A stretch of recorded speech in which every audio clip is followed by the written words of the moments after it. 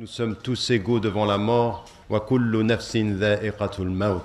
Nous tous, nous allons devoir partir et que nous allons partir comme des serviteurs, comme des servants, comme ceux qui se sont pliés, comme ceux qui se sont prosternés, comme ceux qui se sont donnés au Créateur, à l'unique Allah, la ilaha illahu. Mais que nous comprenions bien ce qu'Allah SWT veut par la disparition de ceux qui nous précèdent. Min as-sabiqin ila al-lahiqin. De ceux qui sont partis d'abord et de ceux qui vont les rejoindre, car nous tous, chacun d'entre nous ici doit se souvenir qu'il va le rejoindre un jour. Et que quand nous visitons les cimetières, c'est comme ceci que nous saluons les gens des cimetières.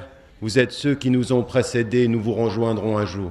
Et au nom de cela, il faut que la disparition des uns soit le rappel des autres. Et s'il y a une chose que l'on peut faire pour être fidèle, c'est se rappeler de la centralité du message de l'islam. Inna lillahi wa inna ilayhi raji'un. Un jour, Allah SWT va nous rappeler et qu'il faut que nous tirions les plus profonds enseignements de cela. La vie est très fragile. La vie est très fragile.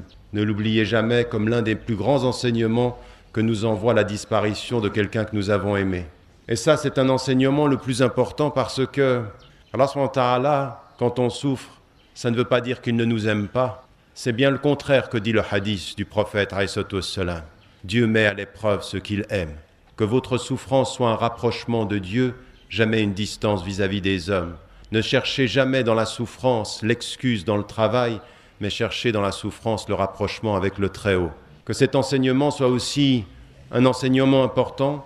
J'aimerais vous dire, chers frères et chères sœurs, que vos cœurs peuvent être éloignés, mais vos invocations doivent vous rapprocher. Vos cœurs doivent être liés, même si le corps physiquement loin, le cœur doit être spirituellement tout près.